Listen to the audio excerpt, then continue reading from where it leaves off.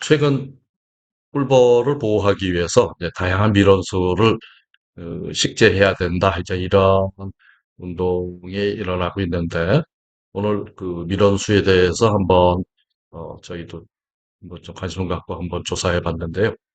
제가 제주도에 있으니까 제주 지역의 중심으로 어떤 밀원수를 좀 심고 이렇게 좀 장려하면 좋을까 한번 들여다보겠습니다. 음, 기본적으로 다 알고 우리가 인지하고 있는 내용이긴 하지만 이 꿀벌이 이제 축으로 평가돼 가축으로 적용되어 있는데 우리나라에도 마찬가지입니다. 꿀벌이 가축으로 그 수의사법에 나와 있고요. 그렇다면 이제 에, 그 위치가 어디에 되느냐? 유럽 같은 경우에 가장 중요한 가축인 소, 돼지, 그다음에 우리 닭이 아니라 그 꿀벌이 굉장히 중요하다. 특히 이제 중요한 부분은 이제 꿀벌의 그 봉산물뿐 아니라 그 농작물의 수분할 때 관여하기 때문에 굉장히 중요한 가축으로서 이제 평가받고 있고요.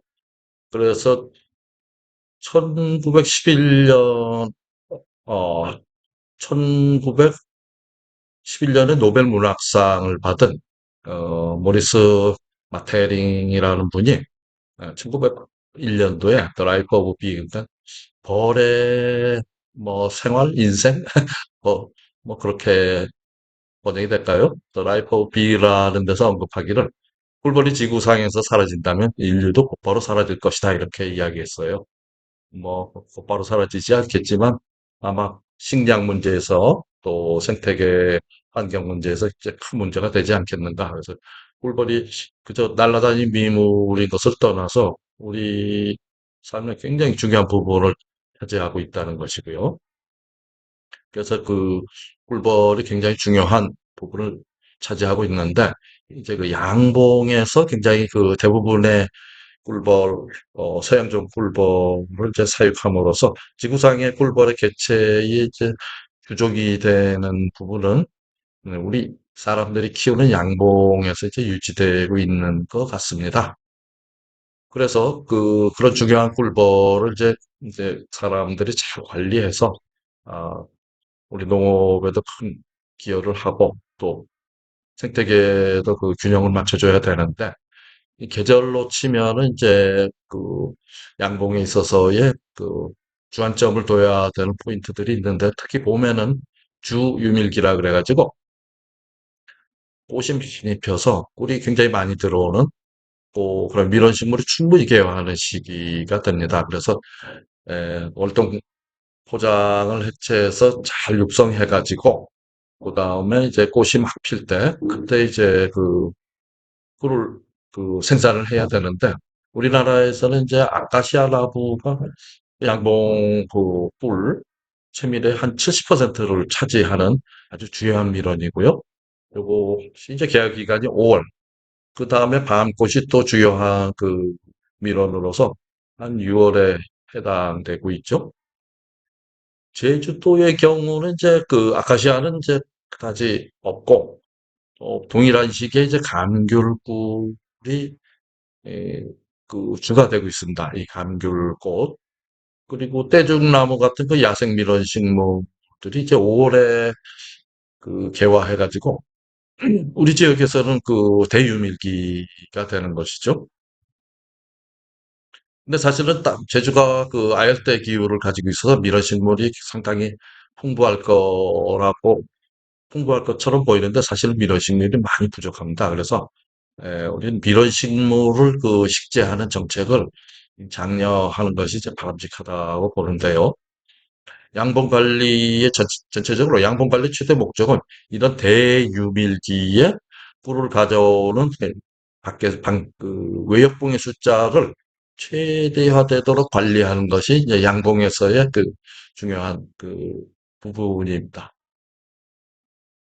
그래서 우리 제주도의 경우를 보면은 제주도가 아니라 일반적으로 이제 그 자료에 나와 있는 것을 보면은 봉군이 필요로 하는 꿀의 그 이게 수요가 되겠고요. 겨울에 이제 아, 조용히 있다가 이제 3월이 되면서 점점 활동을 하면서 그 꿀의 수요가 늘어나서 이제 활동이 왕성해지는 5월 중순서부터 대개 한 11월 중순까지 이 정도의 그 수요가 있습니다. 그리고 이제 월동이 들어가면서 에, 이제 수요가 상대적으로 적어지고 그다음에 또 봄에 또 수요가 늘어난 이런 일련의 사이클이 돌아가고 있는데 실제로 그 자연에서 있는 미론 자체는 5월 중순서 7월 한 중순까지 대유밀기가 있고요.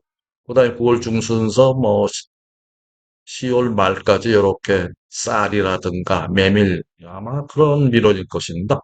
요것이 나고 있는데 그러니까 7월 중순서 9월 중순까지는 꿀을 내는 그 밀원식물이 상당히 부족하다는 이야기죠. 근데 우리 제주도 같은 경우에 요거 동일한 시기를 펼쳐나 보니까 이 대유밀기에 그 꿀 생산량이 확 늘어나고 있어요. 여기 딱딱 끊어지는 부분은 이제 여기서 정리 채밀이 되고 채밀이 되고 그다음에 이렇게 또 채밀을 조금 하고 그런 부분이 있는데 이것을 연결하게 되면은 어, 이 5월 중순서 6월 사이에 그 6월 초, 그 사이에 아주 많은 꿀이 생산되고요. 그 이후에는 꾸준히 조금씩 조금씩 이제 꿀이 물론 생산이 됩니다. 그러니까 제주 같은 경우는 그 주변에 숲도 많고 하기 때문에 그 여러 가지 야생화들이 이 무밀기에도 어느 정도는 꿀을 생산할 만큼 이제 꽃이 펴 있다는 얘기죠. 요거는 이제 뭐 다른 지방하고는 조금 차이가 나는데 꾸준히 조금씩은 나오더라. 물론 이때는 이제 10월 달에 월동 사양을 하느냐고 이제 대량으로 줘서 나타나는 그 꿀벌 벌통이 이제 무게를 나타낸 것이죠. 요거 사양에 의한 것이고. 그래서 비단 제주뿐 아니라 제주도 물론 조금씩 나오긴 하지만 좀 넉넉하지는 않은 편입니다.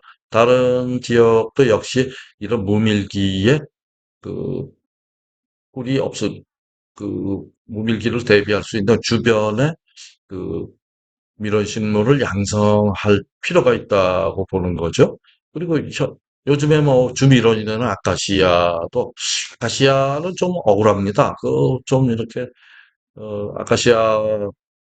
아카시아가 이제 상당히 뭐 굉장히 좋은 나무인데 밀원식물로서도 좋은 나무인데 대접은 못 받고 있는데 관리를 하지 않다 보니까 옛날에 그 식목 사업을 하면서 많이 심었는데 이제 관리를 안 해서 아카시아 나무가 이제 쇠퇴하고 있습니다. 그렇게 구박만 할 것이 아니라 아카시아 나무도 좀 이렇게 식재를 하고 이럴 필요가 있고요.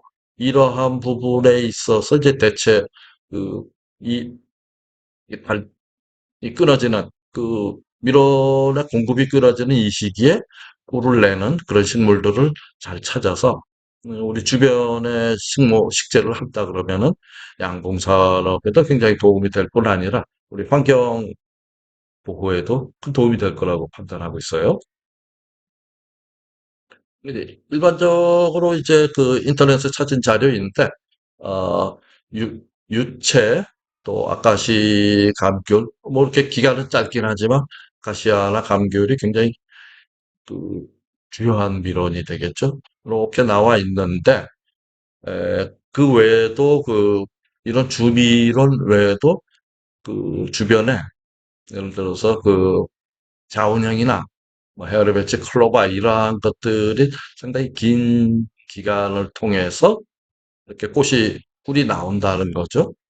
그리고 최근에 보니까 제주도 같은 경우에 이제 봄메밀이 나와서 어, 메밀밭에 하얗게 꽃이 펴 있는데 워낙 뭐 맨반평에 같이 눈 내린 것처럼 하얗게 쌓여 있으니까 이 벌들이 그냥 너무 좋아하는 것 같아요. 그래서 이렇게 잘 먹고 그러니까 그 메밀밭 근처에 있는 벌들은 상당히 건강하더라고요.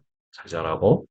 그다음에 헛개나무가 또 6월 한 말쯤에 꽃이 피기 시작하는데 저 유명한 뭐 뉴질랜드의 마누카 꿀보다도 항산화 효과가 더 좋고 그 아주 상품성이 좋다는 그 연구 결과도 많이 있습니다.